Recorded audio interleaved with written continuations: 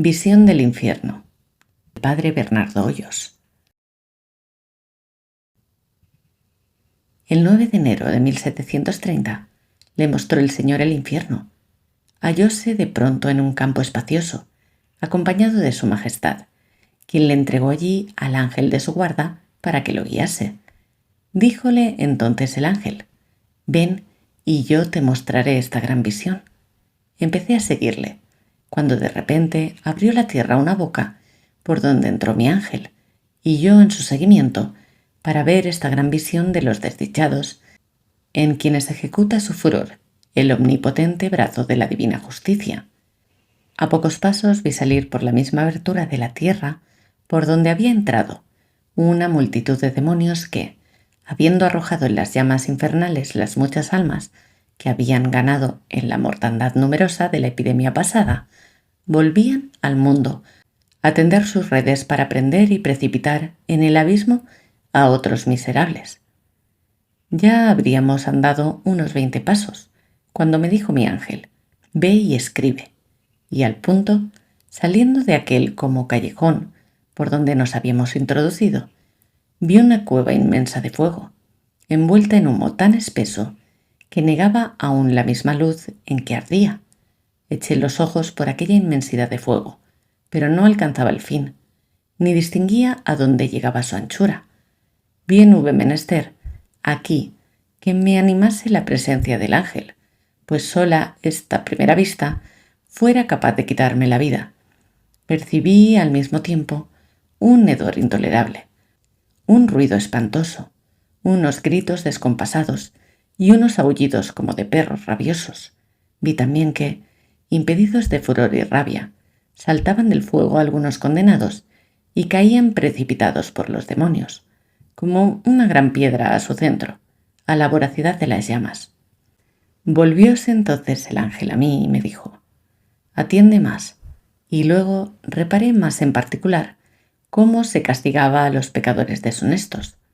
Vi una laguna helada junto a un globo de fuego abrasador, y que los infernales ministros ya arrojaban en el fuego a aquellos infelices, y cuando más rabiosos estaban, los metían con grande ímpetu en el agua helada para que, pasando de un extremo a otro, fuese mayor su tormento. Ya con lanzas de fuego, con espadas y otros espantosos instrumentos, traspasaban de parte a parte a los miserables. Ya les cortaban las cabezas que, para que padeciesen más, se volvían a juntar. Ya deshacían sus abrasados cuerpos con peines de fuego. Ya despedazaban sus miembros con ruedas de navajas muy agudas. Con estas y otras semejantes horrorosísimas invenciones eran atormentadas aquellas furias malditas que, deshechas en desesperación eterna, mordían los instrumentos de su castigo y, vomitando mil maldiciones, eran los más crueles verdugos de sí mismos, hiriéndose con sus uñas y dientes. Así se les recompensaban los deleites con que se recreaban en sus deshonestidades. El fuego de la concupiscencia se había convertido en aquel incendio que les abrasaba las entrañas, y las camas regaladas en agua helada en que padecían tal frío que se les desencajaban los huesos. Vi luego otra separación donde penaban los avarientos. Estaban con las bocas abiertas para poder recoger un poco de aire, y aún éste les faltaba, símbolo y castigo de lo que hacían mientras vivieron, pretendiendo atraer con su avaricia el mismo aire. Querían respirar para desahogar el incendio que los consumía, y no conseguían ni ese alivio. Estaban además tan estrechos que ni revolverse les era dado, cuando los demonios los maltrataban con cruelísimos tormentos. Junto a ellos, los que habían pecado con jurar y blasfemar de la bondad de Dios arrojaban serpientes de sus asquerosas bocas, que se ceñían con ellos y los iban despedazando, y los demonios los herían en la boca, ya cortándoles la lengua, ya quebrantándoles los dientes, ya metiéndoles barras de hierro ardiendo por la garganta, ya embutiéndoles plomo derretido que les penetraba todos los huesos, ya con otras tazas diabólicas con que les causaban acervísimos dolores. Luego Los enemistados en este mundo proseguían su odio con un rencor insaciable, y estando tan juntos a sus enemigos como los ladrillos en el horno, se despedazaban entre sí de furor y rabia, de verse tan cerca y como embebidos los unos en los otros. Otros varios géneros de tormentos vi también con que se castigaban otros pecados, que fuera largo referir uno a uno.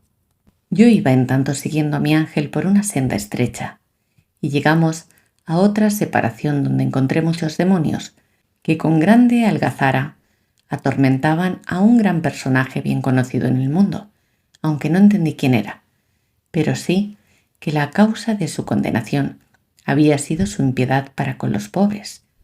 Vi un yunque de fuego sobre el cual extendieron a este miserable los demonios, y con varios instrumentos le desmenuzaban el cuerpo en pequeñas partes a fuerza de recios golpes, y para mayor pena suya, luego que le habían hecho pedazos, se volvían estos a unir y los demonios a ejecutar en él su rabia, y él, centelleando llamas de furor, se maldecía y execraba así y sus riquezas y deleites, y los ministros diabólicos le hacían burla, diciéndole que de qué se quejaba, que si no era aquella buena cama, que viese cómo cuidaban de su alivio, preparándole, en lugar de las conveniencias que había tenido en el mundo, aquellas con que ahora le regalaban.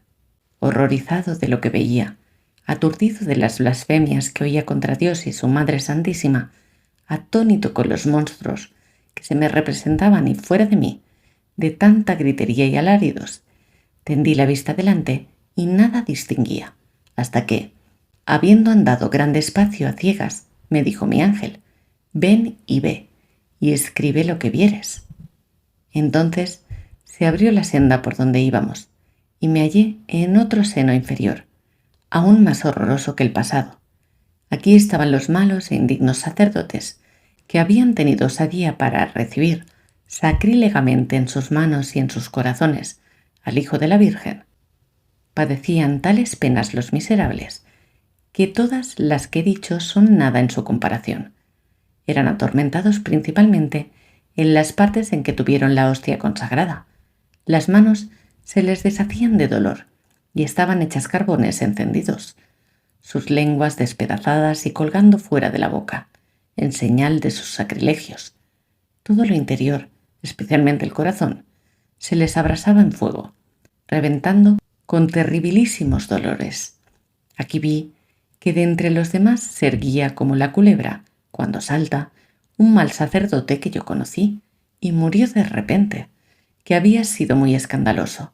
Miróme con gran rabia como fiero basilisco, pero cayó luego en lo más profundo de la hoguera. De este seno me pasó el ángel a otro tercero, donde eran mayores las penas y tormentos. En él estaban aquellos que, habiendo sido más visitados de Dios con sus inspiraciones y auxilios, los desperdiciaron, ingratos y desagradecidos, pisando la sangre de Jesucristo. Estos padecían mucho más por su misma conciencia y memoria de que podían haberse aprovechado de las inspiraciones. No hay palabras para explicar la pena de daño de no ver y amar a Dios. Este es el mayor y más horrible tormento, estar privado por toda la eternidad de ver a Dios. Todos los tormentos de los condenados, 1000 veces doblados, padecería uno gustoso eternamente, si fuese compatible con verle.